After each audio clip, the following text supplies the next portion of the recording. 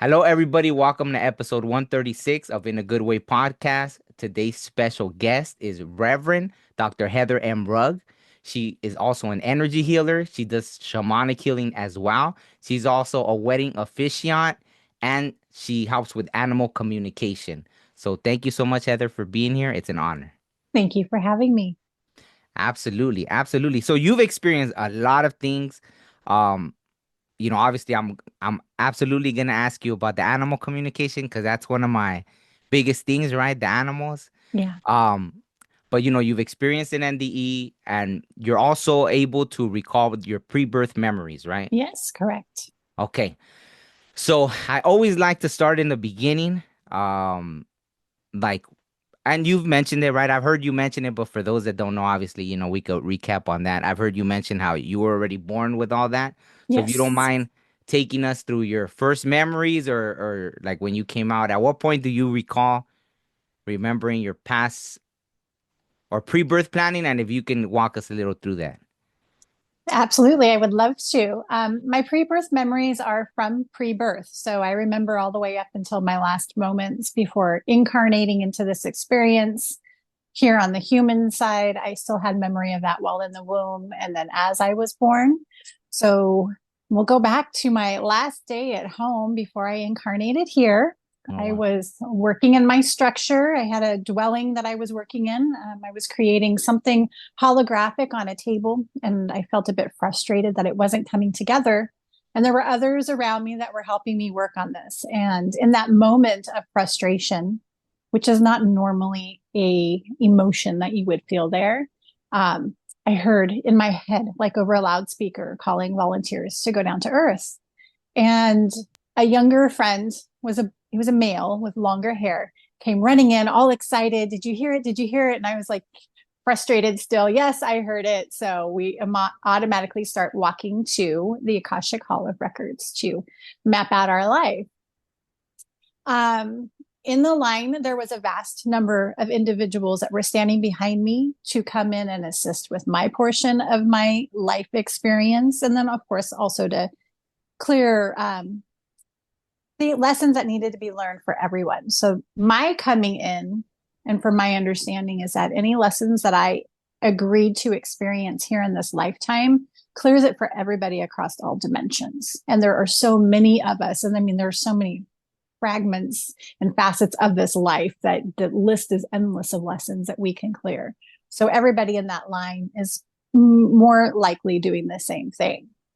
So I go into the Akashic Hall of Records and I meet with a team. And there is this big table in front of me. It's kind of like a monitor in the table, but it's not an actual computer screen. And you have categories, and it starts off with the parents that you're going to choose.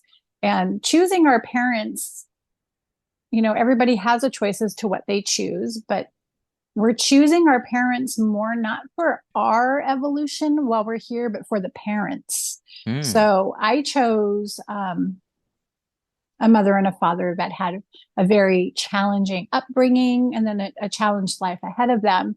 And that in my lesson in that choosing was to help them learn to love themselves. So that's my memory of why I chose a challenged home life and parents to begin my life with. Um, and then I went through categories, physically, what physical traits would you like to have? I know that at home we are humanoid, if you will. And so I do know that I don't look much different here than I did there, minus, the tattoos. That's very much a 3D human experience thing. But I chose some of this, and we can do that if it's a comfort thing, or, we can have an incredibly wild experience and we can come in and we can be a cat or a dog or, something different. We don't even have to come in as our form. So I also remember picking tough experiences in this lifetime, which for me was multiple auto accidents and various other things, like you get to choose what drugs you're going to try in your lifetime. And there, we don't know what those things are. It's not something that's there at home. And so if you have questions, you can ask the team that's there to help you build this contract of your life. And they'll explain it to you, or they'll give you like a little movie clip of what the experience is like, how your body's going to feel when you ingest that chemical. And then the same thing with those big life experiences like the auto accidents. And for me, my third auto accident was going to be my biggest one and the most debilitating. And when I started off on picking out this life path, initially, my choice was going to be that I was going to be living the high life, as what we know is a high life here, no worries, no stress, enjoying sunsets on a yacht with my person by my side. And they laughed at me because they said, this is what you have here. And your Mm. whole purpose of going to Earth is to learn lessons and clear lessons for others. So my stubborn self said, fine. And I chose a very too challenging of a path. And they said, as I'm going through and making all these choices and that auto accident, they said, okay, this is too much. This is going to be too overboard for you. So why are you choosing? And then they showed me not so much the auto accident itself, but the aftermath that my physical body was going to go through while it went through the healing process, which was accurate for this experience. It very much played out in the way that I was shown. And my response to them was I had chosen that for myself to be a lesson and to show others that God carried me through it. Mm. So, other things that were on that list, you could choose whether you wanted to have children or not. In my memory of home, we don't know what babies are. We're all just kind of already grown. And so they showed me what a human baby is, how the process, how they're conceived. But it wasn't part of my path to have that in this lifetime. It was something I could choose to have, but wasn't necessarily part of my path. So at the end of it, I've selected everything I want to select. I'm set. I know I'm a strong soul. I can get through these issues, no problem. Choosing a partner in this life was one of the things where I'm like, no, I don't need that because my husband at home was coming in with me. He was in line to also come in and incarnate. So while I was selecting these things, I believed he would be here with me, not understanding, the illusion of separation there versus here, Mm. and that we would have that illusion here. So I automatically just, had this knowing, oh, well, he'll be there with me. He'll be a support. We'll be, side by side.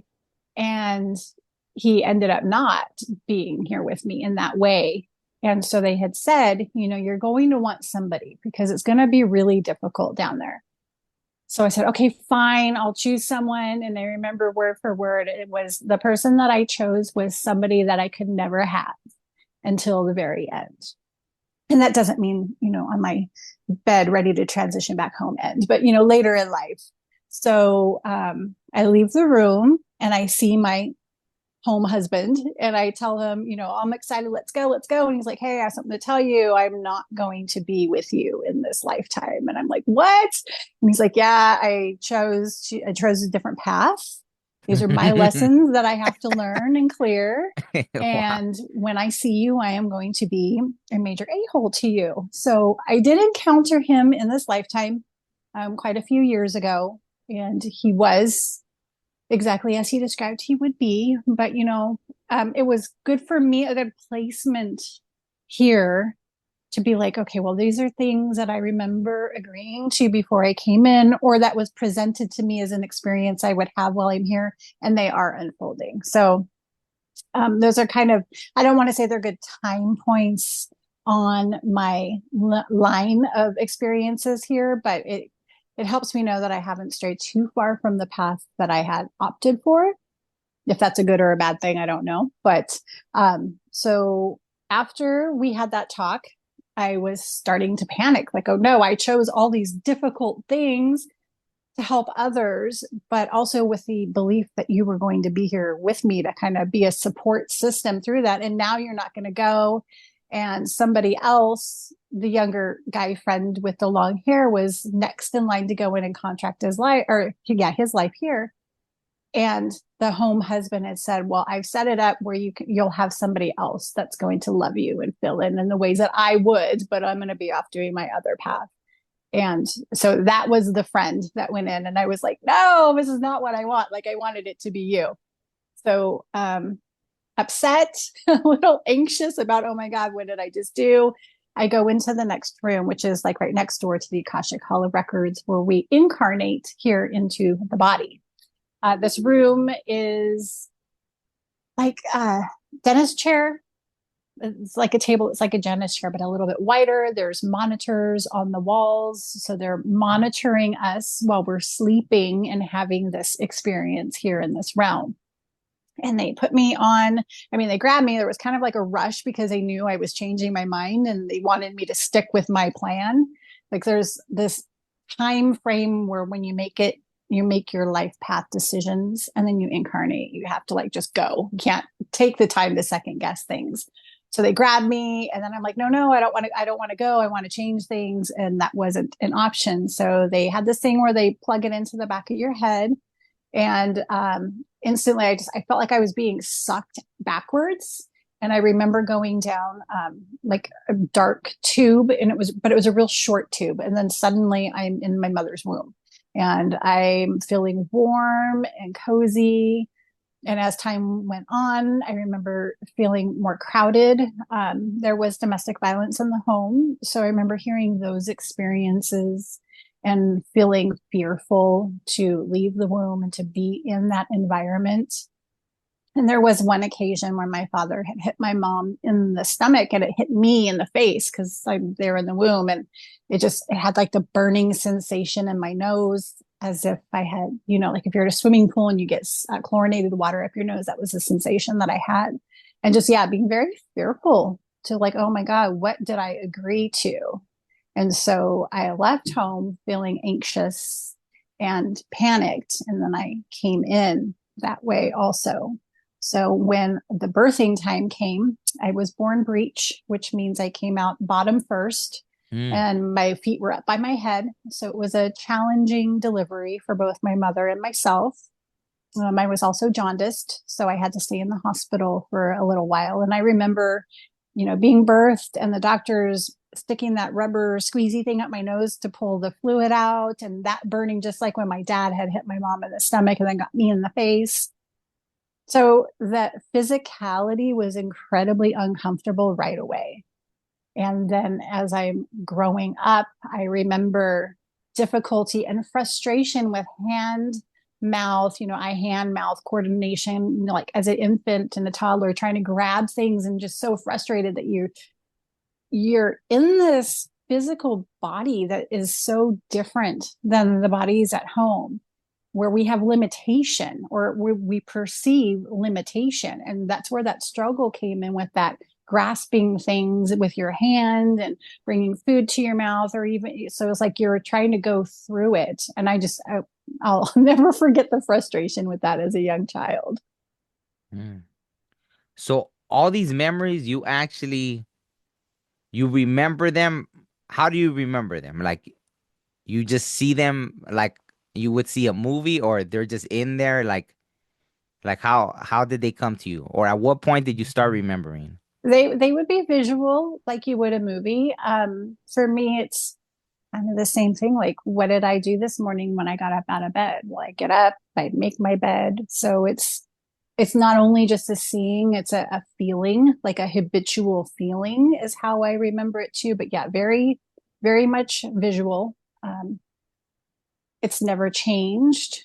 There hasn't been a questionable variation of the memory account. Family has heard it over and over and over again. I even had somebody say, well, you can make things up if you want. And that's not me. That's just, I'm too,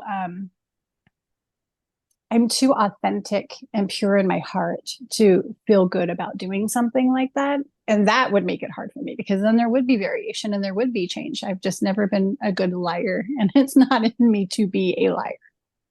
Hmm. So let's talk about that. As you're growing up and you're beginning to share this with your family, no one else was this way with like your parents, you have siblings as well, or I do. Yes, I and do. nobody else was like this, or No. So my mother's mom, and I think there was some talk about it possibly on my father's side as well. But my maternal grandmother said that it kind of ran in the family where there were some of us that were healers. Mm. And my grandmother, the maternal grandmother, she had the same kind of energy healing capabilities that I came in with.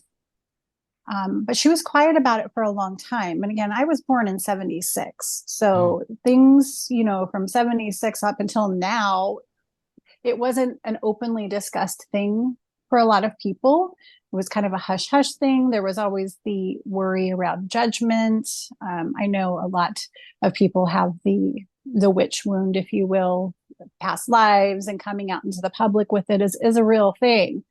Um, and she didn't start offering her own healing services well until I want to say, late 80s.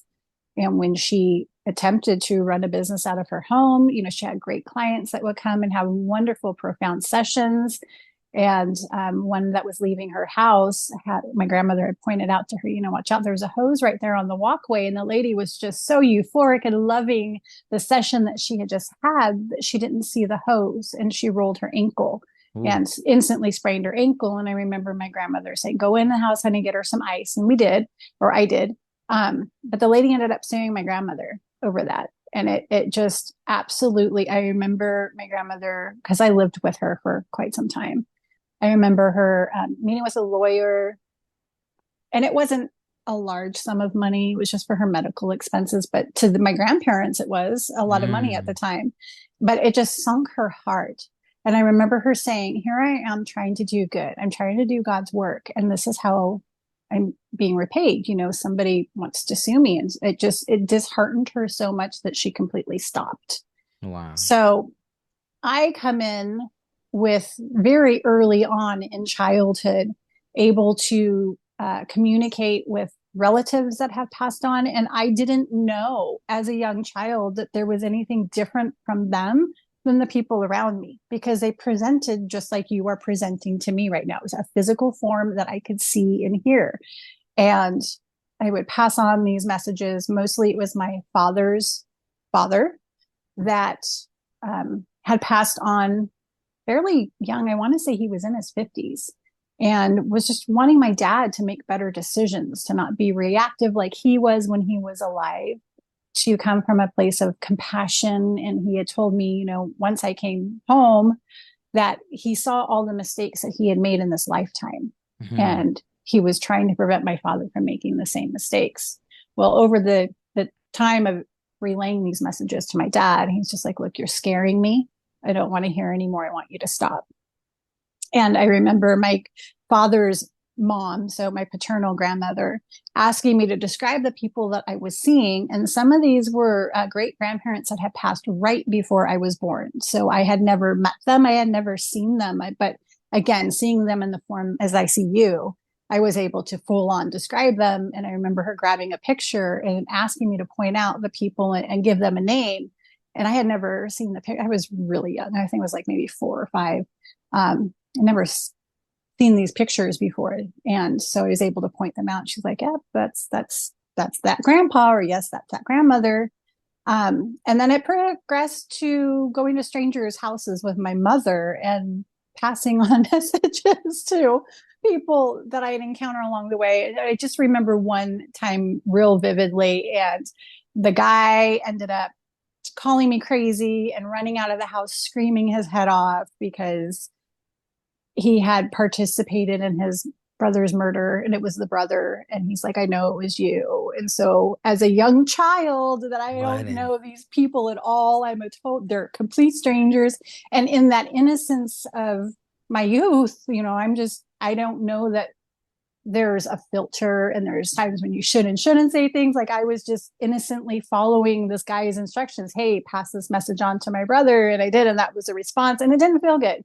And I remember telling my mom, I'm not crazy. And she's like, yeah, but you don't understand the way, adults think that they are, or they're trying to run like the guy was from the experience. So that's scaring them. They asked me to stop, and I did. And part of me wishes that I had not, because then I would still be able to talk to them. But now they don't come through in the way that they did as a child. And I miss it. I miss the connection. There was a comfort for me too, to have my grandparents there that I had never met in the physical, showing up in a physical sense that I could see and hear them, and they were being a support. And I do miss having that connection with them. Wow. But there were other instances where, yes, in grade school, you tell kids that you can do these things. And of course, they're going to, ridicule you. And there was a time where I was in the backyard and our cat at home had caught a dove Mm. and killed this dove. And my mom came out and she checked the bird and she says, okay, it's dead, honey. There's no heartbeat. And then she did. She really checked it and put it in the trash can. And she went into the house. She liked to talk to my grandmother a lot on the phone. So she went into her bedroom and laid on her bed and began a phone conversation with grandma. And I'm in the background. She's like, don't touch that bird. Leave that bird alone. And I knew that I could help this bird. I didn't know how. I didn't know what it was I was going to do to help it. But I just knew internally I had this like bubbling excitement and like, no, you don't understand. I can help. So I was like, oh, I'm going to get in trouble for doing it. And I really sat and thought about it. And I went and I pulled that poor bird out of that trash can. And I went and I sat in the backyard and I sat Indian legged. And I didn't keep track of time. I didn't have a watch on me. It felt like maybe 20 minutes or so. But I remember sitting there for a long time. And it was sunny that day. So the sun was, hitting down from overhead. And I held this bird in both my hands and I had my eyes closed. And I remember I wasn't even necessarily thinking about like what it is that I'm going to be doing. I just entered into this space of openness and calm and just like, okay, well, whatever's going to happen is going to happen. And so I'm sitting there with this bird, and then it felt like a long time, but it didn't. And then after a while, it started slowly moving. First, it started to move its wings, and then it moved its head, and it was slow. It was very slow. Mm. And then I looked down, and this bird like looks up at me, and I was like, oh my gosh. And so I'm holding on to it because I didn't want it to fly away. I was so excited. I was also a little like, wow, that really did work. I didn't know what I was doing, but okay, this is good. So I took the bird into the house to show my mom, and she freaked out. She's like, oh my God, Mom, the bird is alive. I swear to God, I checked it. It was dead. So we went out back together and set the bird free. And then, later I go to school. I think it was like a couple of days later, I go to school and tell all the kids of this exciting thing that I did. And they're like, no, that's not, you can't bring things back to life. Like if it's dead, it's dead. So they wanted me to demonstrate this ability. And I was like, well, yeah, I'll totally do that because I did it with the bird. I had no doubt in my mind that I could do it again. And we went out to this big field, and there was maybe like 15 kids that had joined, and they were all in a circle. And this one boy, I remember he went and he picked a dead frog. The problem with this dead frog is this dead frog was only like dry skin and Oh. bones. There was like, it wasn't a fresh thing. So there was absolutely no way. But I tried because I didn't question or doubt what I had done and the Mm. ability. And I think that was because I knew it wasn't necessarily me that did it, that it was a power through me that did it. And so I thought, well, if they could do it with that, then sure, why wouldn't it be able to do it with this? So I tried, and it did not come back. And Mm. I was made so much fun of by all these kids, and I was taunted for a while for that, and that kind of sunk me, So it's like I slowly learned early in life that even if you have these gifts or abilities, that other people aren't going to be open to hearing about it or receiving it. Absolutely. So your mom was able to see, she saw that the bird came alive? Yeah. And what was Yeah. her reaction to it? She freaked out. She's just like, Mm. I swear to God, that bird was dead. Oh my God. And then she also was worried that the government would take me from her and experiment on me. There were a few times where I would channel energy in such a way that it had a telekinetic effect on things around me. Vases would crack or break, lids off of pots would shoot off. And so she was scared too. And she's just Mm. like, I don't want them to take you away. And then so, but that's when the talk came from my grandmother that it has been known to be in our lineage. Now, I and my grandmother are the only two that I know of, since my grandmother and I were born that have embraced these healing abilities. And I have definitely gone 100% into it, more so than grandmother. And it took me a really long time to come out of my fears around being seen, and not even completely about being seen, but not really knowing what I'm supposed to do with it. And which way I'm supposed to go. And even now, for what I do offer, highly therapeutic, highly beneficial. And I mean, I traveled to Dublin, Ireland for shamanism. So I like in person had classes. And then when COVID happened, we had to move it to online. But I've invested in trying to be a better tool for the people that need help. And that is something that no one in the family has done. So that's felt good. But even still, I don't know that this is my full capacity. I Mm. keep feeling like there's something more, but I'm not sure what that's going to be just yet. So let's talk about that a little. Do you feel like it's just gonna happen when it happens, or do you feel blocked? I felt blocked for a long time. And I think part of that block is myself in thinking, you hear of imposter syndrome and thinking that Oh. you need more and you need more and you need more. And believe me, I have a doctorate in metaphysics. I have a clinical hypnotherapy certification. Like I've added all these things because I thought those were things that I needed to add. And I think it's my need of letting that go for it to happen when it's meant to happen. Mm. And there's even been suggestions from many friends like, why haven't you started a YouTube channel? Why aren't you like doing Reiki sessions and there's a part of me that's like, there's so many people doing that. Like, and I very much want to be accessible to as many people as possible. I do have worldwide clients now, but I would like to be even more accessible. And I think YouTube is an excellent platform for that. The clarity is what has not come through to me. Like, this is what you should be doing, like Mm. this, and this. And so that right now is my only blockage, if you will. It's like, well, what is it? So do you feel that they haven't spoken to you clearly, or maybe they did and you just didn't do it and you're waiting, or did you want more confirmation, or or you just haven't gotten like a clear. I think I probably have gotten it, and I question it Mm. because there are so many people doing the same things. And I think that I struggle with full on stepping into my face. And I have done it many times. And I always have this like threshold of, I don't know. Like, is it really going to catch me?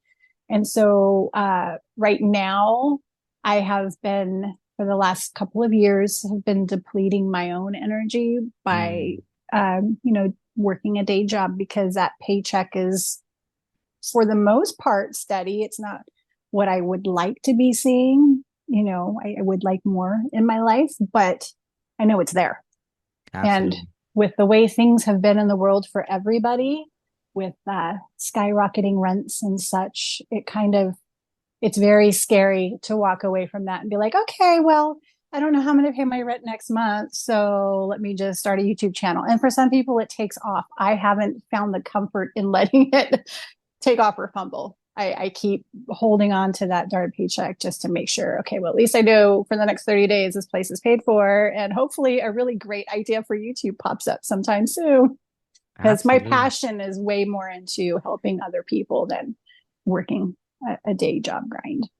Absolutely. No, no, I can relate to that. I'll tell you a little bit about that after because I don't want to. I feel like if not, then I'm gonna take us all the way this way. So let us let us continue with your story first then, because but yeah, no, well, I'll just add this then real quick because I know exactly 100%. Like even this podcast, if I had known when I started this podcast, I had never even seen a spiritual podcast. I didn't know they were out there, so I thought. I was clearly got it. Yeah, I was shown like undoubtedly the message. Boom, boom, boom, do this. Okay, got it. Like the day I was shown, like within a couple of days, I had started the podcast. Right, I was Yeah. shown, I did it, but I didn't even know because had I known there was other spiritual podcast, I would have been like, ah, well, someone else is doing it. I don't Mm-hmm. need to do like I'm doing it to help, but someone else is doing it. Why am I gonna do what someone else is already doing? Great, right? Like huge podcast Yeah. talking about the same stuff. So, at once I was already going, then, the YouTube algorithm throws everything at you. So then I started seeing what? Like there's already all these spiritual podcasts. Why had I never seen one? So, Yeah. Yeah. you know, so the same. So I completely understand what you're talking about when you said like, I don't want to do what someone else is doing or this and that. So just to say that, right? Okay. Well, So, I'm glad you started your podcast because oh, otherwise I wouldn't be here or any of your other wonderful guests that you've had on. thank you And so much. you're showing yourself to the world too. Thank you. Yeah. Yeah, no, I mean, if anything, I value it so much for the connections I've made Hmm. because that's why I started it.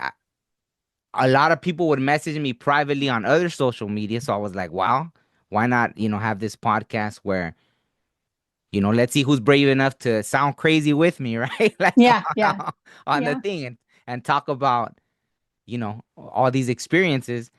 And so yeah, at first it took a while. A lot of people would cancel. I mean, this and that, or so I was frustrated. I almost stopped.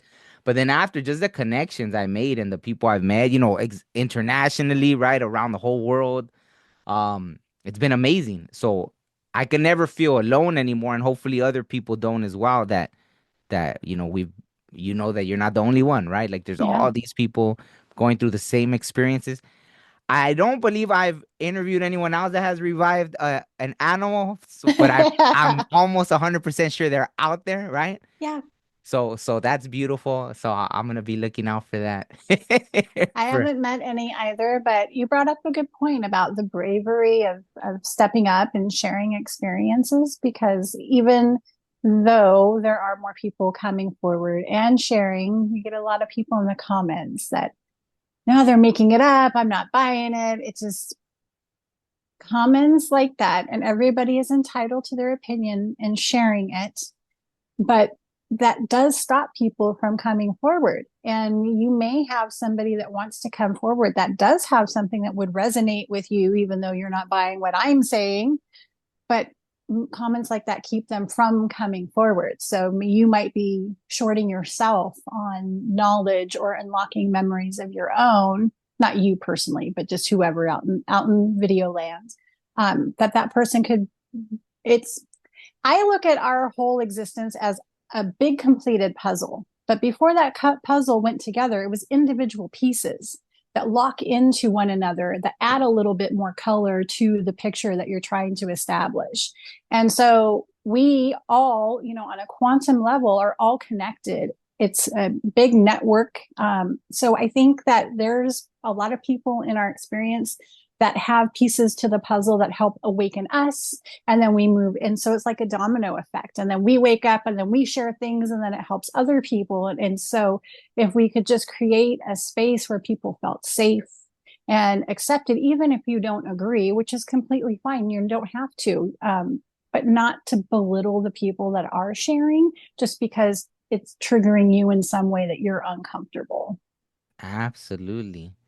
So let me ask you because I know you mentioned something about this in one of the interviews you did about um those people with that kind of energy. Do you feel that's just their role here, or are they something else? Like like you mentioned, even like beings that are like soulless in a way, right? Yes. Because I've had freaky, and I think it started after Yes. I started the podcast. I had the craziest experiences that I probably even had one not too long, maybe within a few months ago, where I'd be driving and I'd be having a deep spiritual conversation with someone to the point where I'm like driving and my head feels like, it's just like, woo, like tapped in, right? As I'm having a conversation with someone, on on Bluetooth, right? So I wouldn't be driving like this or nothing. So I'll be driving safe and everything. And out of nowhere, someone will be coming on the wrong side of the road. And I'm like, what? And it never failed. And then again, I'd be talking to someone else, a deep spiritual conversation. Here comes someone on the wrong side of the road driving towards me. And I'm like, what? And I even once I remember looking at someone and they looked so confused. It reminded me of the Matrix when the agents would jump into the bodies and then Mm-hmm. the people after they're confused, like what am I doing, right? So Mm-hmm.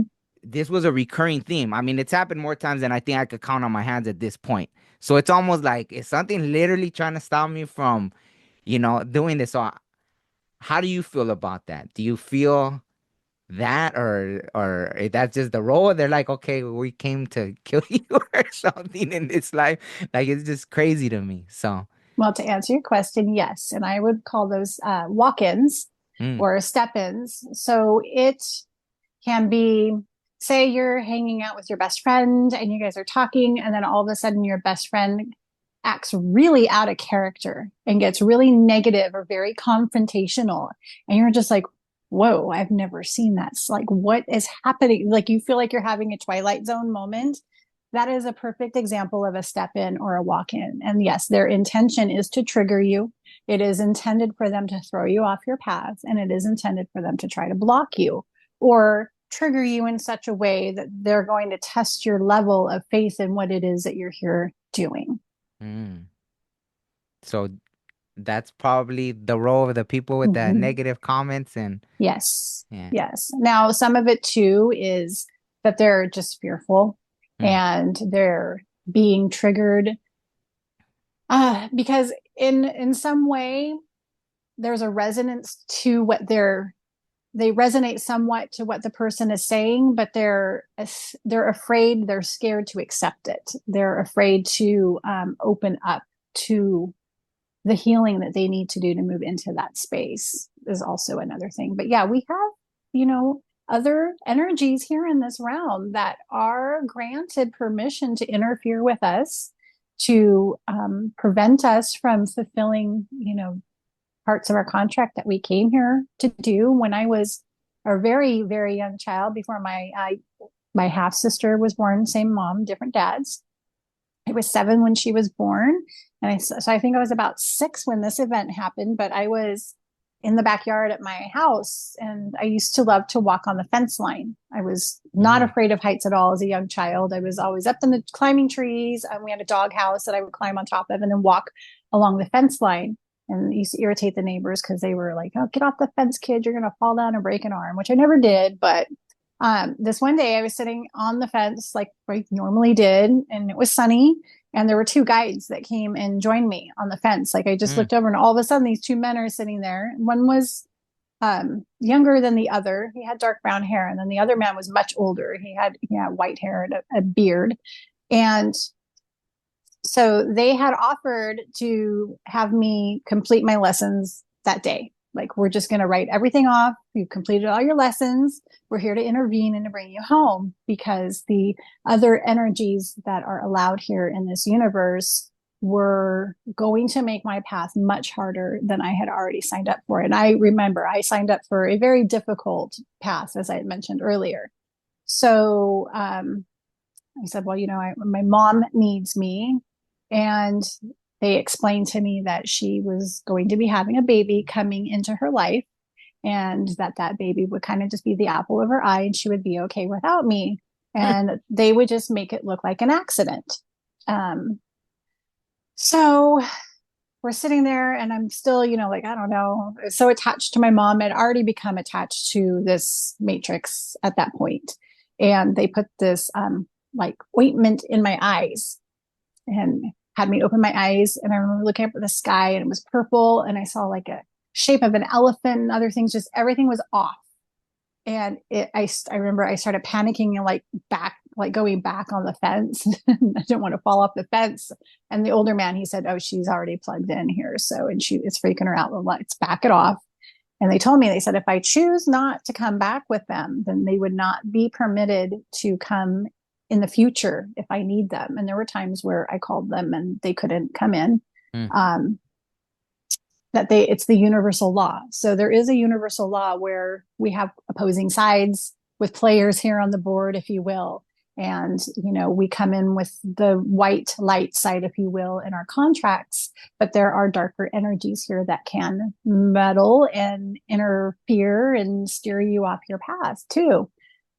So I remember making the decision to stay, and then regretting that I had made the decision to stay, but that was my decision. And I remember the younger of the 2 guides was really frustrated, not frustrated, but he was just like, you could tell he really cared, and he could see things that I didn't know. Mm. And he really wanted to save me from those experiences, but honored my free will choice to stay. So it was like he very hesitantly was like, okay, well, all right, we're going now. You sure? So Yeah. So those step-ins, are part of the other side coming in to thwart us from things that we're signing up for. And sometimes we forget that that's what it is. I mean, even I have all these memories and I get very much caught up in this illusion too. I forget things, not my memories, but there are periods where I'll become overwhelmed by what's being presented at me on a facial or face value. Like I've had those walk-ins, those step-ins too, and it's very alarming when they just flash on you. It's like, whoa, where did that just come from? So yeah. Absolutely. Absolutely. And I've had a lot of those experiences like with people, whether friends or family, and like 9 times out of 10, they're drinking or something like that when Mm-hmm. that happens. So I don't know Mm-hmm. if you've had that similar thing. Yes. And it's And so like how you said, it's just like, what? Like, who is this person, right? Like but that. I, even with people that aren't under any influences, I've had the experience with too. But yes, Mm, absolutely. If you're under any influence, it lowers your own like shield of protection. So you're a bigger target for energies to siphon off of you, to feed off of you, and to step in and have a bigger effect on your own life. absolutely. I wanted to ask you definitely about your experience with the animals, right? And the animal healing, but I want to make sure to ask you about the NDE. I know a Mm-hmm. lot of people love to hear about NDE Yes, stories, so if you don't mind. sure, not at all. I was living in Chico, California. I was 21 years old at the time, and I woke up in the hospital after being in a coma and on life support for 3 days in the trauma unit at the Enloe Medical Center. During that time, the doctors had told my mom that my heart had stopped, that I Mm, had aspirated on my own vomit when they were pumping my stomach. So I had fluids in my lungs, and that the toxicology blood test that they ran was so toxic that I was more than likely going to have brain damage when I woke up and that I would mm, not be able to walk again. So during this time, I would come in and out of consciousness just to enough degree where I could hear conversations around me while the nurse, for example, is cleaning me up or working with the tubes, and my mom. And I remember trying to just move a finger or really trying on the inside. Like I thought I was like, I'm forcing, like trying to scream, even though I have all these tubes in my throat, just to let them know that I'm in my body. And my body was completely non responsive. I couldn't move a finger. I couldn't make a vocal sound at all. So that was real frustrating. And I remember waking up in this room, just like I'm very conscious right now in this moment. And it was a familiar room. I didn't know the guy personally, but he felt familiar to me. And he was wearing a jumpsuit, and I was on a table, and he had just worked on my body. And he said, I worked on correcting the damages that your physical body experienced, mm. but you cannot cheat your way out. You have to go back. And I was like pleading with him, no, I don't want to go back. I want to just continue it. So I wasn't home. I was in this like in between space, but I was on a ship. And that's all I remember from that transition. Was not like I didn't travel down a tube again or anything. I just woke up on this bed in the ship. And he's like, you just can't cheat. So it was a very short experience with him. But again, I didn't want to go back. And as I'm like starting to say, hey, I don't want to go back, I was back in my body, and I opened my eyes and looked at the foot of my bed, and it was my mom. I remember seeing my mom, my best friend, my boyfriend, and my roommate standing at the foot of my bed. And I started crying. And because I had aspirated on my own vomit, I started choking. And I had all these tubes down my throat too. And it was a terrifying experience because I'm upset that I'm back in the body and I don't want to be here.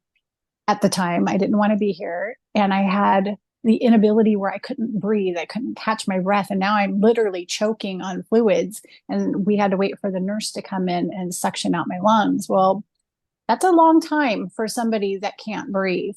Mm. And she came in and she suctioned my lungs out. And then I ended up just passing back out from the stress Wow. that it had put on my body. So I think it was the next day when I finally like woke up and came to full consciousness, the doctors agreed to take the tubes out. And then they ended up moving me to a different unit in the hospital. So I was in the hospital for another 7 days. Mm. And I did have difficulty at first with, again, just like a toddler with the hand mouth coordination, trying to feed myself was real difficult. Trying to get up and walk, my legs were very wobbly and rubbery. It took a few days for that to kind of rebalance, but I was very fortunate. I did not have brain damage. I was able to walk out of, well, actually, I didn't walk out of the hospital. They wheelchaired me out because I Mm. was still really, really weak. But I ended up getting my full capacity back. And yeah, So what was it that triggered the whole experience? I don't know if you said that in the beginning or what was it why that I ended up in a coma in the first place. yeah. Did you Yeah, it mention was, it? no, I didn't. Oh, I you don't have didn't. to if it's something No, more. it's totally fine. So with all of the difficulties that I had agreed to experience in this lifetime, by the time I was 21, I was very troubled. Mm. I was very emotionally unbalanced. Um, Now I know I have friends that see these and they're like, you are not that way at all, but that's how I felt on the inside.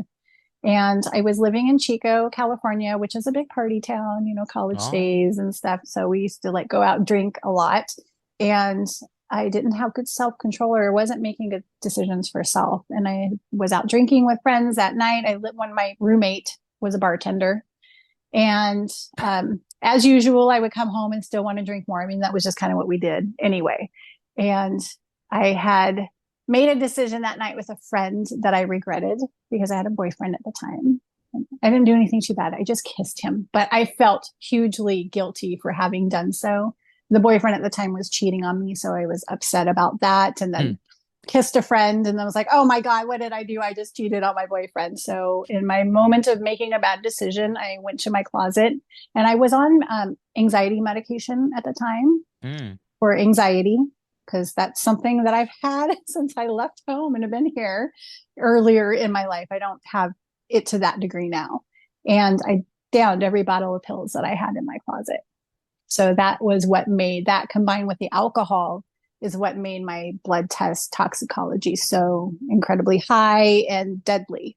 Wow. And I remember writing a note and putting it on the dining room table because my roommate was not home from work yet. And I remember putting my nightgown on and laying on the couch. And I remember as I'm laying on the couch, I suddenly just heard the most beautiful angelic singing. I mean, it was just radiating through my head, and I felt so held. And that is the majority of the memory until I woke up in the coma, moments of the coma. I do briefly remember when the ambulance arrived at the house to try to wake me up and they were rubbing on my sternum and, yelling out my name.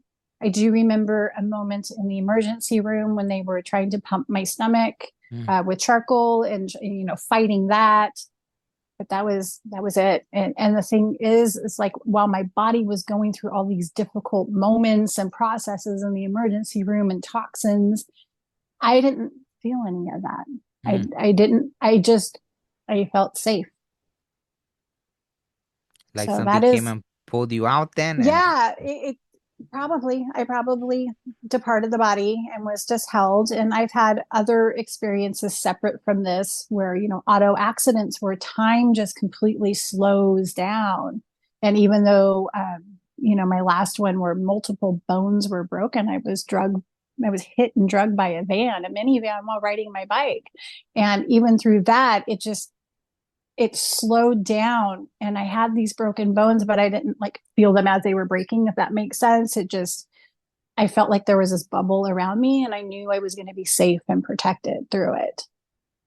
wow. Yeah. That's that's good. So how did you get hit? Because I got hit by a minivan on my bike. Like I don't know if it was last year or the year, but it was like that. Like if something magically protected me because even my tire bent, but by some like magical, I didn't go under the van, right? It just Yeah. pushed me and it pushed me. I just held on and it pushed me out of the way. Like it spit me out of the way. And then, someone just, yeah. And I was like, what in the, and I looked, I was like, my legs are still there. Like, what just happened? Right? Someone ran the red light. And it was like, yeah, not That's that awesome. yeah, yeah. Obviously, it's not funny. Like, I know Well, no, you that actually got, part's not awesome. But yeah, the way that you're just, it slows down and you're yeah. safe and you're held and any damages. Like I was going head over the bike Oh, at wow. first with the way she hit me after I was like thudding along the side. And I just threw my left leg out and that's what like counterbalanced it. And then as I hit the asphalt to stop the forward momentum, it had a crushing effect on my heel bone and the bones above it and the tip of my tibia. And I remember it didn't feel like that at the time. It just felt like I had stopped myself. And then all of a sudden I had this pain like radiate through my leg and I'm like laying on the ground crying. But Wow. yeah, it, and the thing is, I felt it before it came. Like I kept having this feeling that it was going to happen. And then Mm. when that happened, I'm like, God damn it, I knew this was coming and I couldn't stop it from happening. I couldn't stop the unfolding of it.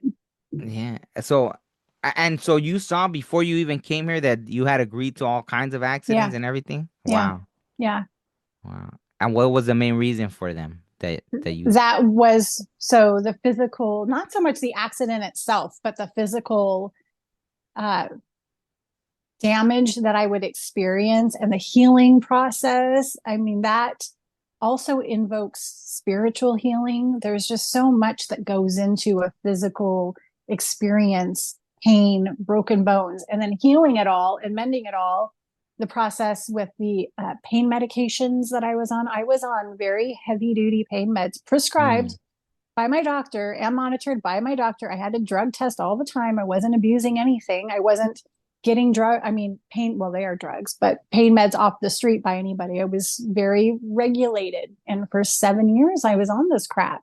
wow. And it was making things worse for me. I started having other health issues arise, thyroid issues, arthritic issues. And at one point, they had me on like 8 different medications.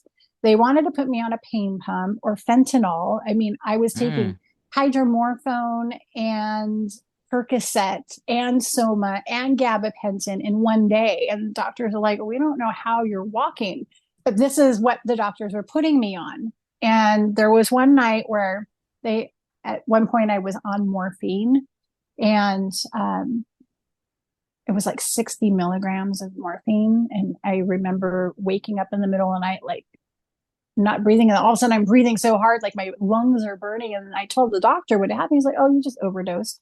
It's like, that to me is not okay. And wow. he wasn't concerned about changing the medication. He was like, oh, you just overdosed, but you woke up. It's fine. And I'm like, no, it's not fine. So that all those things combined woke me up to being, there were a couple times where I tried cold turkeying off the medications because it woke me up. Do I have a choice? And I don't want to be doing this. And it was an ER nurse who, she ended up giving me more medication to help me because the withdrawals were so insane. It was like seven Wow. days. She says, you have to start driving your own bus now. So I Mm, went home and I thought on that and I'm like, okay. And it took a long time to finally get off all of the medications, but I did one by one by one. Sometimes it was more than one at one time and it was difficult, but I'm very proactive in suggesting to people don't just take a medication because the doctor tells you to. Absolutely research it because a lot of these meds that they put you on have such horrific withdrawals that it's worse than anything that you were treating in the first place. But it all takes a toll on the physical body too. And then you start having all these other health conditions and part of that is because you're believing what they're telling you, you're believing what someone else outside of you is telling you about your own body. You're believing that your body is sick when it's not. You're just putting so many chemicals in it that it's reacting to that. And so if you remove the chemicals, it gives the body a chance to heal and rejuvenate. I take nothing now. I can't even take a Tylenol or I'll have a panic attack. It's stupid, but it is what it is. And mm, without these experiences, I wouldn't have known that I had that power within myself. It wouldn't have taught me that God was going to carry me through these things. And that was the reason, was for me to be an example to show other people that we are our own healers and that we can heal ourselves as long as we give ourselves the right things, the right mentality, the right diet, be it music we're listening to, TV, a lot of those things we want to let go of because it's not helpful or healing to us. Absolutely. And and I think that's one of the main reasons, like, would you agree like that we agree to come here, and when we go through those tough things, it's obviously to help others afterwards, Yes. right? Yeah. Yeah. Because who else to show you the way through it and to get, beyond it than someone who's been through it? Yeah, yeah. Rather than someone that, like, even that, right? Like when I had it was funny because I had a couple of DUIs like when I was younger, right? And I had to go to so just that going to all those classes made me an expert already. But oddly enough, one of the instructors there in the classes that we had to go, he said all that he started getting DUIs before, it was a thing where they take your license away and all that, right? Where, they'd probably arrest you overnight and then let you go. But he had gotten so many that eventually he became an instructor. And he was the only one there without any kind of college degree. And he was the best one that everybody Yeah. liked. Because Life once when he was in experience. there, I went to the one that had the PhD, and nobody liked, he just, I don't know, something about, like, I guess he came at it more academically, where he was just like, kind of had that attitude, stuck his nose up, this and that. He meant well, but just his attitude towards it was more through the book as opposed to the Yes. guy that had gone through it. So he's Yeah. telling you, hey, you don't want to go through this. I've been through it. It's a Mm-hmm. headache, and then all the things that come from it. So yeah, so 100%, I get what you're saying about. Yeah. When you go through it, you understand the mental process that you go through, the fear that you face, just all the things. Absolutely, absolutely. And so I want to make sure to ask you about your experience with animals, because or did it start then with the bird? Was it since then that you were already like, can I've you, or go ahead, go ahead. Yeah, I've always been sensitive to the animals. So I want to say that all my gifts came in at the same time, Mm. and then just over time, the offering of services for both animals and humans alike transpired in 2015 when I Oh. was undergoing withdrawals from the opiate medications. And there was a collective in Midtown Sacramento that I went to, and they had this fantastic program where for their patients, they would offer complimentary health services on the weekends. And one of those was a Reiki healer. And I went to see her a couple of times. And they were profound sessions for me. It was my first time ever experiencing it. And she's like, you can do this for yourself. You can heal yourself. This is the right journey for you to be on, letting go of the medications. And I told her a little bit about the animal communication and doing it just for friends or family over the years of growing up. And she's like, you could actually like offer this to the public, and, it can, help you with income and those sorts of things too. So I myself became one of the practitioners at that collective. That's where I started. And then over the Mm. years have just progressively grown. And I want to go back to my grandmother, my maternal grandmother, because I think I forgot to mention when we were discussing her, but I didn't know that I had the energy healing ability until she helped bring it out within me to Oh. see if I could. She herself had twisted her ankle real bad, and um, asked me to come. I remember sitting in the recliner chair and asked me to just come lay my hands on her ankle. And it was pretty badly bruised, like black and blue and purple. And I was like, well, what do I do? I didn't know. And she's like, just send love through your hands into me. Just think the most loving thoughts and send love. And so I did. And within a couple days, her bruises were almost completely gone. Wow. So, and again, that wasn't something that I felt like I was just following instruction by grandmother and doing, and pure intent and pure love going into her, and wasn't expecting any kind of result, but she was certainly happy about it, and showed to everyone. And I remember my uncle Paul being like, "Oh, mom, that's just a bunch of hoopla. Like, she didn't do anything. Your body is just healing." She's like, "No, I'm serious. Like, she really believed that my laying of hands on her helped her." And I do have clients now who are just like, "Wow, how is it that I can feel the heat from your hands, even through like blankets that are on top of me?" Because I like to offer them blankets for in-person sessions when they're on the table, just to add that cozy feeling. And but they feel very real things. Even with farmers markets was a great way that I started promoting my business. Give people a Mm. 10-minute session, for example. And in a noisy place like a farmer's market, they would just find such serenity and being grounded and being able to feel like they breathe. And they would always say afterwards, like, I didn't expect anything to happen because it's so noisy. There's so much going on. There's generators running from the food trucks, people laughing and talking, but they're just like, it all just slipped away as soon as you started working on me. And so with animals, it's the same. I do lay of hand energy healing with them. But for them, I talk to more on a telepathic Mm. level. So I'm able to connect with them and they know that I can it's not even, I don't have to walk up and say it. There's something about my vibration that they can sense. And unfortunately, not all animals like it. We animals have souls too. And it hurts me because I love animals so much that when I meet one that doesn't like me, it's like, whoa, like I don't know how to take it because I'm That, not used to it. yeah, yeah. Yeah. So it hurts me that they're pushing it away. And I've had clients where I've come to work on, and the animal wants no part of it. They will run.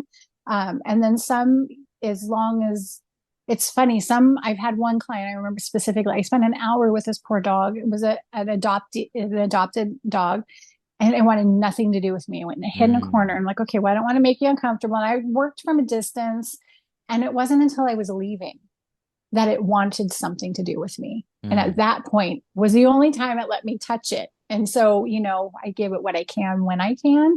But so they know, they sense my energy even before I begin to work with them. And some absolutely love it. I met with this one dog and it wasn't a client. It was just in passing. I was working a day job and was at this location, and this dog came up, and it had such horrible arthritis in its hips that when I touched its back, it felt like it had been sitting on a heating pad. There was so Mm. much heat coming from it. And I knew what it was. And so I did a lay of hands on its hip joints, and it's just standing there, and it turns back and it like licks its mouth back at me, saying thank you. And its friend dog came up and like also kissed my hand. And I think in the next week I had to go back to the same location, and I checked the dog, and the heat was completely gone from its back, and it was running around, and it was moving much easier than it was the first time. So I do get those moments where I'll slip it in anywhere I can. I mean, oftentimes just walking down the street is someone's dog. It's always the dog I greet, not the person. It's my Mm. connection is more so with animals. Wow. That's beautiful. No, and the reason I wanted, because today is actually my dog's birthday, right? And I've had so many pets, right, over the years, but she's the first one that, she would come into my dreams all the time, right? And even in a dream, she shapeshifted and she was this woman and she told me who she was. And I was like, what? And well, she told me, she was like, you know who I am. And I was like playing dumb in the dream. I was like, and she's like, and I was like, yeah, yeah, yeah. And then so anyways, in real life it happened. One day I took her to the mountains, and in the dream we were at the base of a mountain. And I took her to a mountain. I didn't even take her all the way to the top because I could see she was tired. Usually I'll go all the way to the Yeah. top. I turn back after a certain point, right before the steepest last part. But we got to the car. I was exhausted. She was exhausted. I wasn't about to lift her up because she's already, she's a Labrador. She's a nice size. I was like, I don't want to lift you up. So I was begging her to get in the car. Right? I was like, please get in the car. I don't want to lift you up. Get in the car. Get in the car. And like told her at least 20 times. I even sat in the seat. Come on, come on. No. Finally, I get out. I'm like, and I called her by the name of the woman that she shapeshifted in the dream, and like that, without skipping a beat. When I called her that woman's name, she hopped right in, and I was like, "What?" I was like, "This is crazy." But so she's the first one that and since then, right? I've been about to kill a spider, and I heard it tell me like, "Don't kill me," Mm-hmm. Mm-hmm. like, and I was Spiders are like, so afraid of us, and "Yeah." people don't understand that. Yeah. And then I just had to get it and take it outside. Right? I was Yeah. like, okay. I mean, Yeah. sometimes I'm not gonna say I never kill spiders anymore, but I have actually stopped, like where I was like, oh wow, like this thing really just told me like not to kill Yeah. it, right? So Yeah. yeah, yeah. That's why Yeah. so how is it you're able to? can you hear them as well, or just more it's like the energy? It can be a little of both. I think it depends on whether they want to talk or not. Mm. But most of them, it's I can hear them. Oh, okay. I do also feel sensation, or they'll share memory with, again, like a clip. So they'll talk, they'll show things like a video clip in my mind, and I'll feel feelings from them. Mm. Um, so my empathy skills are like high. If I'm with somebody or next to somebody who's feeling emotional, I'll start to choke up and actually Oh, like have tears come up in my eyes where they may not, but just because I feel it so intensely.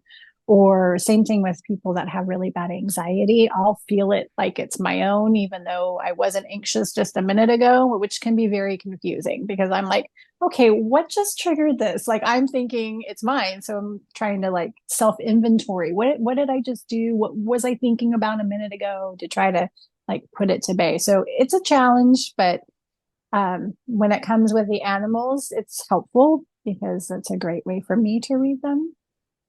wow. I never even considered that because I'll feel the same thing, right? There's times where, like, even that, I'll just have the biggest sadness in my heart. Like, and I was just happy as can be, right? And it'll be like almost like it feels like your heart's bleeding, like, oh wow, Yeah. like Yeah. a crushing sadness. And I've never considered that. What if it's an animal or something like that? So that's a Yep. possibility to that Yep. extent? Yep. Wow. It can be an animal, it can be a person, and your dog, the shape shifting, she very much is more than likely one of the people that was in line for your incarnation and choosing the path too. My cat Isis, she's my best friend at home, but she came in as a cat to be a support to me on this side. And I've had her and one, two, three, four other boy cats in the last 15 years. And she's the only one that has lived out of all of them, which Oh wow. sucks. But yeah, I mean, I'm great to have her. It just sucks that they all, cancer took most of them or kidney Oh, failure. So, old kitty illnesses, but she's still going strong, almost 16 wow. years now. So, and Oh I know wow. we're very, very connected. And I mean, if I've had a really just grueling day or something, she'll just come lay with me and like lay out how I'm feeling. And it's like, I love you because you just get it. Like, you don't ask for anything. You're just like reflecting how I'm feeling and how you're laying, and you're here to support. She's like, we'll just lay here together, mom. Let's just do it. And that's your cat? Yep, that's my A- cat. And do cats normally live as long as dogs, or there's a different?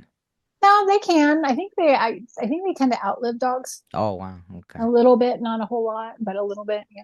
I've seen story of cats living to be about 22 years old, Oh wow. but that's pretty rare. Okay. Wow, that's a long time. Mm-hmm. And I don't want to keep you forever, but I right now as you were talking, I remembered I did want to ask you about, because earlier, right? I didn't want to interrupt you when you mentioned how your husband on the other side, right? So there was someone that started coming to me, right? And at first they looked normal, but then they came as a star person, right? It was obvious they were. Obviously, it looked kind like a humanoid kind, but obviously a lot, right? Like 9 feet tall or something, right? Mm-hmm. And so I called her my star wife, right? I never knew she really was, but it was almost like I was like, wow, too bad. Like I claimed that she's my star wife, that's it. But she started coming to me, right, repeatedly. So I felt like that, right? Like we're connected Mm-hmm. on the other side of here. So have you seen, I know you've had encounters, right, with so is that the same, like your connection? Have you seen like that, like the star people or more? I know you said you've seen UFOs, right? Yes, I have, Okay. but off in a distance, not up close. And yeah, I don't know if I call them star people, but I do encounter people just walking down the street that you can tell are of the same vibration as you or star family. For me, and this has triggered people in the comment section of other podcasts that I've done where I talk about, you walk by and there's the blanks with nothing in their eyes, and then there's the ones that have the sparkle in their eye. What I mean by that is the ones that have the sparkle in the eye are someone that you're connecting with that's on the same vibration as you, and more Mm. than likely from the same star system as you. Now, somebody that is completely vacant on the eyes are usually the blanks that are walking around. And someone had asked, how would they know that they're not one of them? Well, you wouldn't ask that question because blanks have no interest in the things that we're talking about. They have no conceptual of anything. I don't even know if they have spouses. So if you're with somebody and they seem kind of distant, it doesn't mean that they're a blank. Blanks are pretty, well, I want to say they're obvious. They're obvious to me because I understand the differences, and other light workers and those that are more spiritually attuned understand them too. There's just, there's nothing on, there's nothing there at all. There's no depth. There's no questions about spirituality or interest in growing or healing, or they just, it's, there's nothing there. It's, I don't really know how, what better way to describe that. But you know, the spark on the in the eye walking down the street, yes, again, can be very much someone from your same star system. There's just this kindred spirit. There's kindredness there that you connect, even if you don't even say a single word to one another. But you can also experience them with people coming in that have that spark in the eye and that are offering you help or assistance, just total strangers, not looking for anything in return. It's very probable with your situation, you know, someone coming in through the astral, it can be through dreams. There, again, you know, we hear stories of people that have an accident and there's like an angel that shows up and pulls them out of their car in the nick of time. These are absolutely people that are your star family stepping in to help you out. Absolutely. No, yeah, when they came to me, like first, I think the first time, so I wouldn't get freaked out, they looked like us, right? Yes, Normal, right? yes. But I could tell, like, you know, like this, woman, star wife, she looked like she was someone with authority. She even looked like she was almost like in a military uniform, right? But Mm-hmm. like that very, like, boom, everything was telepathic. Mm-hmm. After that, then they came to me like in the appearance, right? And the energy was so strong. I've never felt love like that here, right? Even with your family, Yes. with this and that my heart exploded. And it took me 2 months to shake off that energy because it was clear I still had things to do here on earth, but I didn't want to be here anymore. It was so overwhelming. I wanted to go with them, right? So I Mm-hmm. knew this was like my star family, right? The people I come from. It was like I'd never, and it's sad to say, right? Because we have family, this and that, our Yeah. parents, our loved Yeah. ones. But it was just so exciting. Like you really can't put it into human words because like that, it's a vibration, right? It's a feeling. My heart, that's the best way I could describe. My heart exploded, right? And it stayed like that for like 2 months. And I had to be like, okay, well, I'm still here on earth. You're not gonna take me. Then let me shake this off, right? So I've that's had that too. And I wish I could say I was able to shake mine off in a couple months. It's going on a year and a half and it's still very strong. And that person, however, is a humanoid here in this lifetime. So it oh, wasn't just a pop in, it's someone that I encountered, that the universe put in my vision as somebody that they wanted me to meet. And they put this person on my vision to help them as a healer, you know, offering my professional services. And I had actually offered the session for free to this individual because it was so important for the information I received to assist them because I can, with a challenge that they were facing at that point in time. And I didn't think that there would be a way to reach this individual because of their status, if you will. But I was able to get through to them rather quickly, which was just completely a shock to me. And so I was like, okay, well, then it's clear that I'm supposed to help. And so, I mean, I went through such extent to move. I moved location and I've moved location twice now to be accessible to this individual to help them. The night where before we met, I had gone to one of their events and the universe placed me in line with two very close friends of this individual, who one knew about me reaching out to this person for the reason to help them. The other had no idea. They just saw me waiting to go into this event and was curious because they could tell that there was something very different about me. And you know, he still tells me to this day, like, your energy just is so bright and please don't ever dim your light. And always reminds me that I'm different and to not let experiences in this matrix, change that. So the first night at this event, that the individual that I'm trying to help did see me, did have a minor connection with me, and became very protective in that moment, though not consciously aware of it. And the friend that I had met that night while waiting to join was standing right behind me. And he's like, yes, I witnessed it. I saw what had happened. And then the next day, we exchanged numbers. I gave him my business card and let him know what my purpose of being there. He didn't know any of this beforehand. So before that happened, he didn't know that I was there for that person. And so it was kind of neat to be like, oh, that all unfolded naturally. And at the end, told him why I was there. And then the next day, he said, well, would you like to go see another event with me? And we went, and it opened the door for me to meet the person in person. And this was just a few months. So the universe put him on my path November 1st of 2022. And I moved and met him. The first distance meeting was May 10th of 23. And then the next night in person was May 11th of 23. Mm, So that was like 6 months, 7 months from when the universe placed them on my site.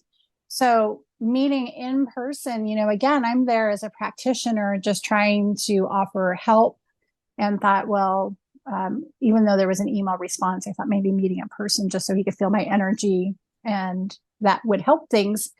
And it had a different effect when we met in person than I expected, because I thought I'm just there to help this guy. And it turned out to be just a lot of magic and zips and zaps, if you will, is like I like to put it. It was a very magical night for me. And we definitely connected and felt bonded and discussed things with him. And he was very open for it. He said he was in and that he'd be in touch. And I left. And it's like after I left, and there was a telepathic moment when we were together. And I noticed I always have a difficult time in this human experience projecting my voice through my vocal cords. It's a mm, frustrating thing because I think I'm talking loud and people are like, I can't hear you. I can't hear you. And yet telepathic communication with somebody that it exists with is so loud. It's so much louder than the physical voice. But anyway, we had a telepathic communication in that moment. And it was so refreshing that it didn't freak him out. And I didn't say anything or address it, but it was clear that there was a conversation that happened and we were both comfortable with it. It was also really nice to connect with somebody that wasn't afraid to look in my eyes, because I hear from so many people that my energy is so powerful and so profound, especially through my eyes, that it can be intimidating. It can be scary to certain people.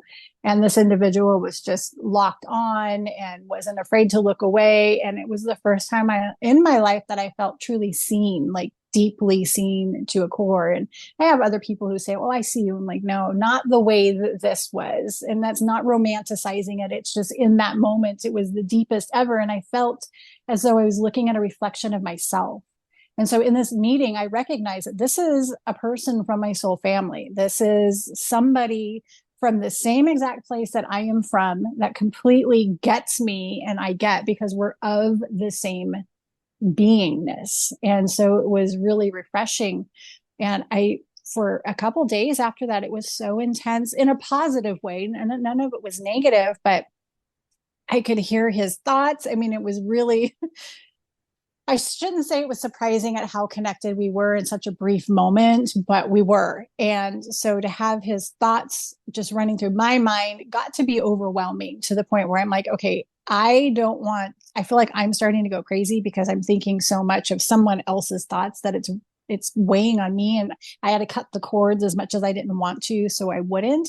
But there were such elevation moments where I would cry and just felt the most love I have ever felt in my entire life. So I completely understand what you mean. Like, we have a taste of love here in our happiest moments, but the love that we come from at home can't even begin to measure to those moments that we experience here on life, or on earth in our life. So we're always having this void of connectedness and pure eternal love and God's love, if you will. And when you found that with her, it's because she was the same as you. I found that with this individual because they are the same as me.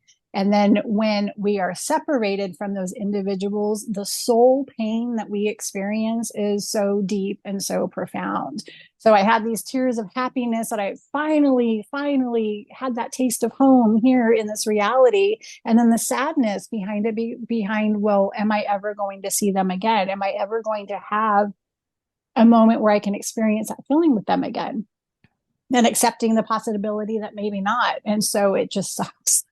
It sucks Yeah. because we want to be home, but we understand that we're here and we're accepting here. But we all, that are here on soul mission anyway, we all have that longing of wanting home.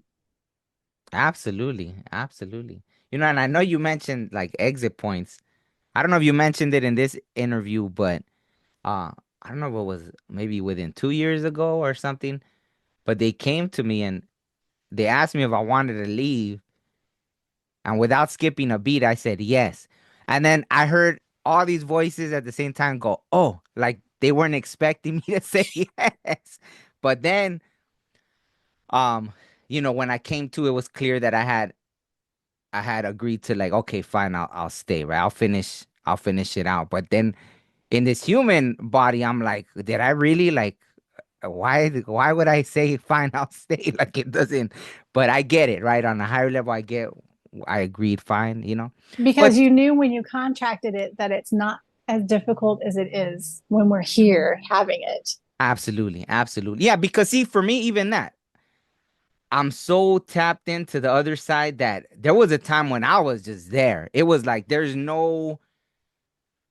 no veil.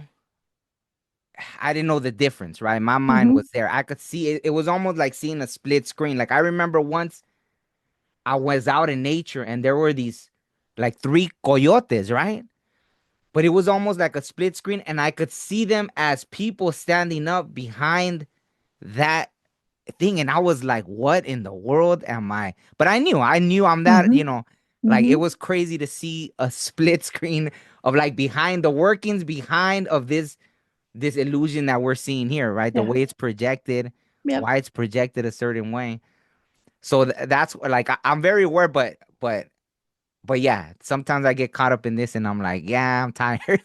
Like, so Yeah. yeah, yeah, I get it. But yeah, sometimes I'm like, why did I stay again? Like I don't know. But Yeah, I hear you. I'm there too. And same thing when I was offered to go, I knew that I could do it.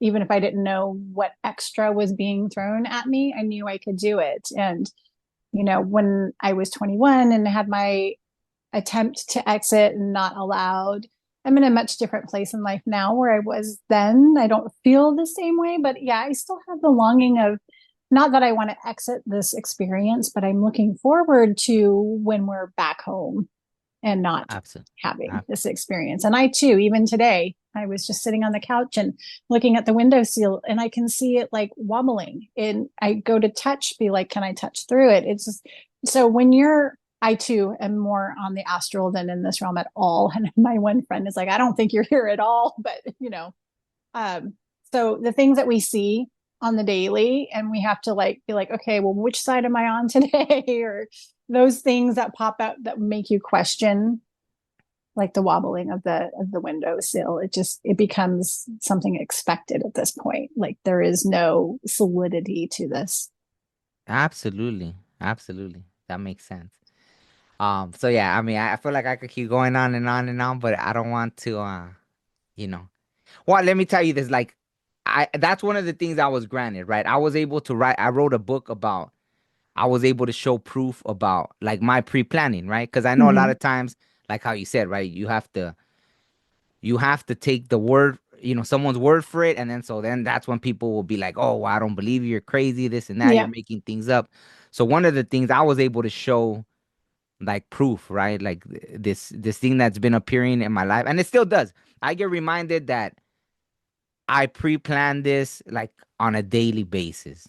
Like even when I forget about it, all of a sudden there it is. It's just there. Like I get reminded. Like no, even today, right? Like every single day, not one day kind of goes by without me. When the book happened, though, it was like I like it because it was in real time, right? It took about 4 years of me getting all this, and I was like, what? It was like that, like everything just unraveling, like showing it going back to my youth, and then even back to past lives, right? Thousands of years, connecting to Greece, to, you Hmm. know, in Mexico, to here, to all around, right?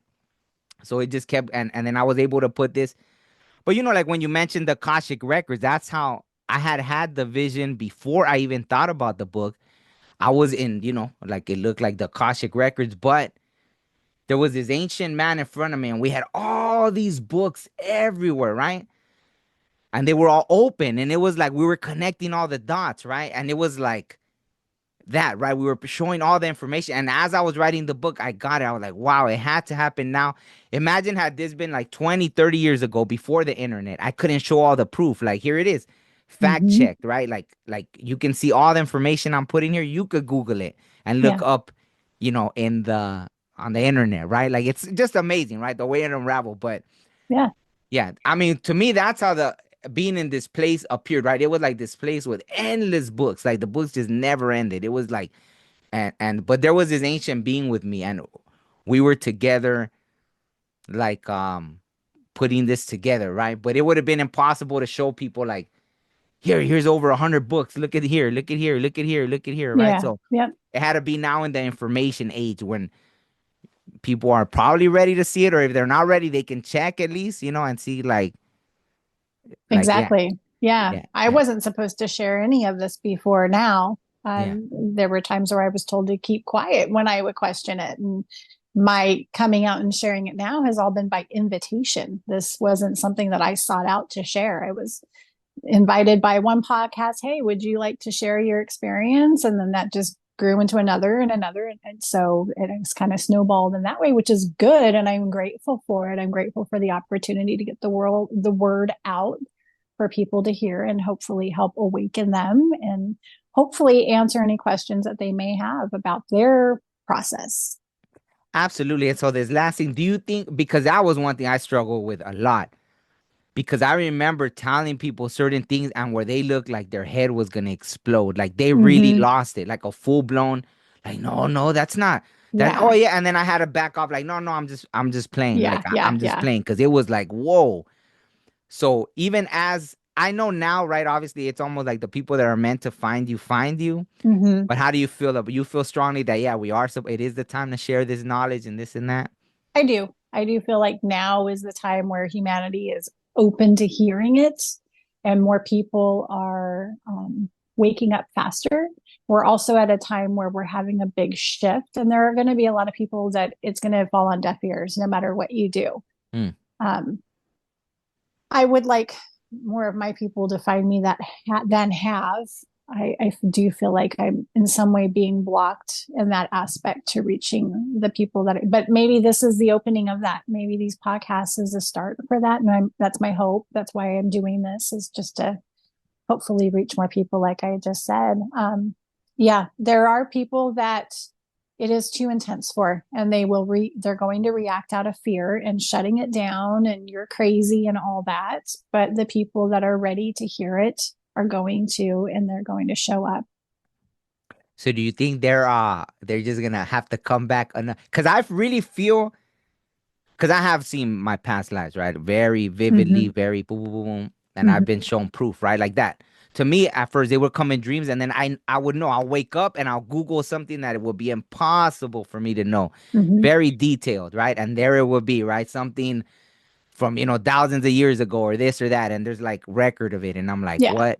So or to be fair, it could be that either I'm seeing it through someone else's eyes, so I'm doing a momentary time traveling experience, or it was me, right? It's Yeah. either a memory or I'm seeing it through someone else's eyes, but very clearly, right? um oh man, I lost my train of thought. What was I even where was I going with it? um I forgot. I started going too deep down the rabbit hole to what was I talking about before I went down that? What was I telling Well, you? for some people, it's too intense for them to grasp Oh onto. yeah, about okay, so the past lives, and so I feel very clearly that I'm not coming back. That this is my last time here, right? That I've Mm-hmm. been here for a very, very, very long Yeah. time. Yeah. So that, do you feel that those people that aren't ready, that they're just gonna have to come back and eventually like get it, or that's just part of their thing, and then they are gonna leave after, and they just weren't meant to get it, or they come back until they get it? I have a mixed feeling on it. I think that some, yes, they would continue until they do get it. And then I have a feeling that some people that we think aren't going to get it will at the last minute. Mm. Like this just sudden and it clicks in. So their process isn't like this long drawn out thing like it is for some, but it's just like an instantaneous, like, oh, okay. But yes, there are people that are going to continue through the processes. Like you, I won't be returning. I know, I already know I'm an Okay. old soul as it is. Yeah. I volunteered again to come down here. And I do think the majority of us volunteered. I don't think we're all volunteers. I think some are here because this is just part of processes that we have to learn through. But the volunteers, my understanding, the difference between those that were sent here and then the volunteers that came was that the volunteers are more evolved souls that are just stronger and able to handle these bigger, harder life lessons and clear for more beings at one time. So it's not that it makes us any better than anyone else. It's just our capacity to process and transmute is so much bigger because we've had so much more practice at it. Absolutely. No, and it's funny because like how you mentioned earlier about being on a yacht and this and that. Once I was fully aware of the pre-planning, I was like, really? Like I didn't agree to like, I didn't Yeah. throw it in there somewhere, a couple mansions. like like really I did that to myself. Like I'm blown away. I get it, right? I get it. But sometimes it's like, wow, so It's because we have just this inner knowing of a lesson and what a lesson means and what its purpose is. So, again, we're so evolved and we have the capacity to process all this and get through the experience that we didn't question it because we knew how easy it was going to be for us. I mean, what we are experiencing as a big life lesson or a very turbulent lifetime to our soul self isn't challenging at all. It mm, so that's why some of us chose extra hard lives because we're like, oh, that's nothing. I can do that. But here we have this separation illusion that's taking place. We feel separate from source. We feel separate from each other. We don't feel like we're a complete puzzle. Most of us don't even feel like we're a fraction of a puzzle piece. We just don't know what we are. And so it makes it harder because you feel so alone, you feel so isolated. And then you have the physical component and the limitations of the physical body. The soul is expansive. It's not used to being trapped in a meat body. It's used um, to being bigger than space, to being able to go from one point to the other without needing to get in a car to get there. mm. There's it's just a different playing field that we're on. And so when we come here, it just has a way of making you feel small and limited and trapped. And it's a very uncomfortable position for an expansive soul to experience. That was beautiful. I love the way you put that. Thank you. You're Absolutely. welcome. Absolutely. Any links that you have, I'll put them in the description. I don't know if you want to share real quick where they can reach you, anyone that wants to reach Sure. you. Yeah, my website is www.heatherrugg.com. And you can reach out if you would like to book any sessions. I do Zoom sessions for clients worldwide. I do have an office here in San Francisco that I see clients in person. On some occasions, I'll do mobile visits. Definitely just depends on the situation, though. Okay, perfect, perfect. So I will put all the links in the description. Thank you. And yeah, on that note, thank you so much, Heather. It's been an honor. Yes. And oh, forget it. I was gonna ask you about something else, but I'll cut it there because I did want to ask you about the Reverend, but I don't know how long of a story that is about how you became a Reverend as well. Oh, But how I became a reverend. It's not a long okay, story. okay. So I had a friend that was an ordained minister, and they were going to officiate a friend's wedding. And so I signed up and started the same process. I obtained mine for officiating weddings, No. but also I thought it was a handy thing to have for clients who wanted, uh, I guess, that label, if you will, just Mm, to feel more like authentic. And so Also, it's great for those that work in the energy healing field. This is kind of an important thing because some of us do lay of hand healings. And so it legally protects you from any lawsuits if you are an ordained minister. Wow, I didn't know that. Okay. Yes. Well, thank you. So I'm glad I asked the question. Yeah. So, Reverend Dr. Heather, thank you And so much. you're Really welcome. appreciate it. Okay. So, to everybody else, thank you for watching. And Thank you, guys. yeah, see you on the next one. Life may move fast, or it may move slow. I met a silly man who said he make it slow. We look up out towards space, or even at the sky. One that gets away, but never look inside. Breathe in, breathe out. Life is a maze, but we'll figure this out. I mean, human beings, I ain't got no doubt. Yeah, that's right. Yeah, sometimes you just feeling it, you know what I'm saying? You just feeling it.